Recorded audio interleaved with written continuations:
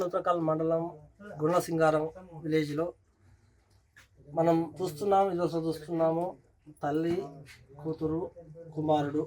అయితే చదువుకునే ఏజ్లో ఆటపాటలతో పుస్తకాలతో కుస్తీ పట్టవలసిన పిల్లలు తల్లికి సేవ చేస్తున్నారు. పిల్లలకు సేవ చేయవలసినటువంటి తల్లి మంచాన పడి ఉండటంతో పిల్లలే తనకు దైవంగా లేకపోతే ఆమె ఈమెకు తల్లిలా కూడా సేవలు చేస్తున్న నేపథ్యంలో డిఎస్పి రవి గారు చెల్లించి మీకు నేను తోడుగా అండగా ఉన్నానని నిన్న రావడం జరిగింది. దాంతోపాటు కొంతమంది మీడియా మిత్రులు కూడా ఈరోజు వాళ్ళని పత్రికలో వచ్చినటువంటి కథనాలు ఇబ్బంది పడి మేమున్నాము మీకు మేము సైతం అని ఈరోజు కొంతమంది వాళ్ళకి భాషగా నిశ్చితికి రావడం జరిగింది. అసలు ఏమైందో వారి మాటలు చూస్తున్నాం, ఆ పాపను చూస్తున్నాం. చెప్పమ్మా, అసలు మీ అమ్మకు ఏమైంది, మీరు ఏం పని చేస్తున్నారు, ఏం పని పేరు చెప్పు, ఏమైంది అమ్మకి, ఏమైంది? వచ్చింది. ఎన్ని రోజుల నుంచి నువ్వు చేస్తున్నావు అమ్మకు? బడికి పోతున్నావు తల్లి? నువ్వు పోవట్లే, ఎందుకు బడికి ఎందుకు పోవట్లేవమ్మా? అమ్మ దగ్గర ఉంటున్నావా?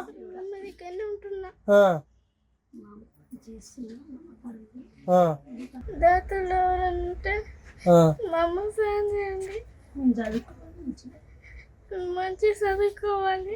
మనం చూస్తున్నాం ఎవరైతే రిజ్వానా ఉన్నారో కన్నింత అవుతున్నారు. ఎందుకంటే కదిలిస్తే వాళ్ళు మాత్రం కళ్ళ నుంచి నీళ్ళు వస్తున్నాయి. ఎందుకంటే నిన్న డిఎస్పీ గారు కూడా రావడం జరిగింది. లా అండ్ ఆర్డరే కాదు, మేము కూడా ప్రజలకు సేవ చేస్తామనే ముఖ్య ఉద్దేశంతో నిన్న వచ్చి తనతో సాయం చేయడం జరిగింది. అదేవిధంగా ఈరోజు మీడియా మిత్రులు కూడా రావడం జరిగింది. పాపను కలిస్తే మాత్రము కన్నీటి పర్వంతం అవుతుంది మందు. ఎందుకంటే తల్లి అయితే ఉన్నారో వాళ్ళు మొత్తం కూడా కీలవాదంతో మంచానికి పరిమితం అయ్యడం జరిగింది. అయితే నేనున్నాను మీకు అని కూతురు తల్లిలాగా తల్లిని కూతురు నేను తల్లిలాగానే నేను ఉన్నాను, నీకు అన్ని సేవలు చేస్తానని కూడా చెప్పడం జరుగుతుంది. అంతేకాదు ముఖ్యంగా మనం చూస్తున్నాము అబ్బాయి కూడా ఉన్నాడు. పాఠశాలకు పోల్చినటువంటి పిల్లలు పాఠశాలకు పోకుండా తల్లి సౌకర్యాలు చేస్తున్నారంటే మనం గమనించాలి. ఈ యొక్క గుడిసెలో మనం చూస్తున్నాము చిన్న ఒక రేకుల ఇల్లు ఉన్నది. ఈ రేకుల ఇంటిలో కూడా వీళ్ళు జీవనం కొనసాగిస్తున్నారంటే వాళ్ళ దుస్థితి ఏ విధంగా ఉందో మనం చూడాలి. దాతలు ముందుకు వచ్చి మమ్మల్ని ఆదుకోని చెప్తున్నారు. అవి అమ్మాయి కూడా చూస్తున్నాం. అసలు మనం మీడియాతో మాట్లాడుతుంటేనే దుఃఖం ఆపలేకపోతుంది. ఎందుకంటే పుస్తకాలతో కుస్తీ పడుతున్న విద్యార్థిని తల్లికి సేవలు చేస్తుందనే దుస్థితి ఉందంటే మనం చూడాలి. ఎందుకంటే అసలు పాఠశాల పోదామన్నా కూడా తల్లి సేవ చేసేవారు లేరు, పాఠశాల పోదామన్నా కూడా మాకు ఆర్థికంగా మాకు తోడుబాటు ఇచ్చేవారు ఎవరు లేరు. ఖచ్చితంగా మమ్మల్ని ఆదుకుంటే బాగుంటుందని కూడా వాళ్ళు ఏర్పడతారు. అదే వాళ్ళ తల్లిని అడిగిస్తాం, అమ్మ చెప్పమ్మా మీ పరిస్థితి ఏ విధంగా ఉంది, అసలు మీకు ఎలాంటి సేవ మీ కూతురు చేస్తుంది?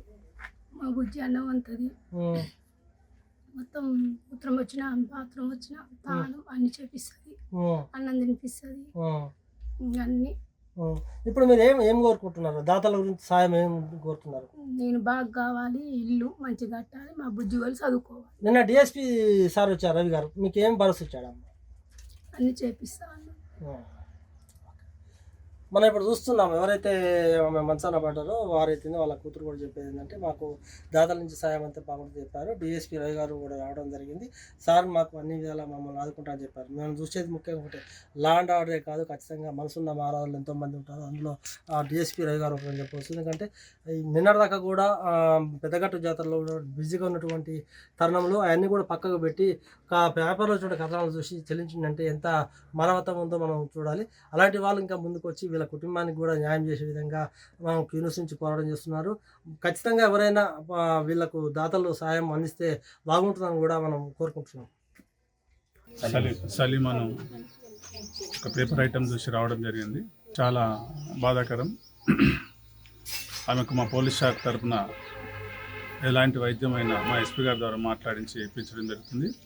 అదేవిధంగా పిల్లలకు కూడా ఏదైనా అవసరమైతే ఎడ్యుకేషన్ పర్పస్లో ఏదైనా అవసరమైతే మా పోలీస్ శాఖ సహాయం చేస్తుంది. అదేవిధంగా ఇల్లు కూడా సరిగా లేదు, అది కూడా మా ఎస్పీ గారి ద్వారా కలెక్టర్ గారికి మాట్లాడించి రిపేర్ చేయించడం లేకపోతే కొత్త ఇల్లు శాంక్షన్ చేయించడం చేస్తాం. మేము ఈ కుటుంబానికి పోలీస్ శాఖ ఎనీ టైం 24 గంటలు అందుబాటులో ఉంటుంది. మా నంబర్ ఇక్కడ ఇస్తాం, ఏది అవసరమైనా సహాయం చేయడానికి సిద్ధంగా ఉన్నాం.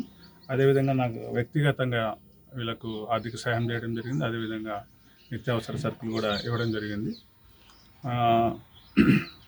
అవసరమైతే డిఎంఎండ్హెచ్ఓ గారితో మాట్లాడి ఏదైనా హైదరాబాద్లో బెటర్ ట్రీట్మెంట్ ఉంటే ఆమెకు మా ఎస్పీ గారి ద్వారా మాట్లాడి ఇప్పించడం జరుగుతుంది. Thank you.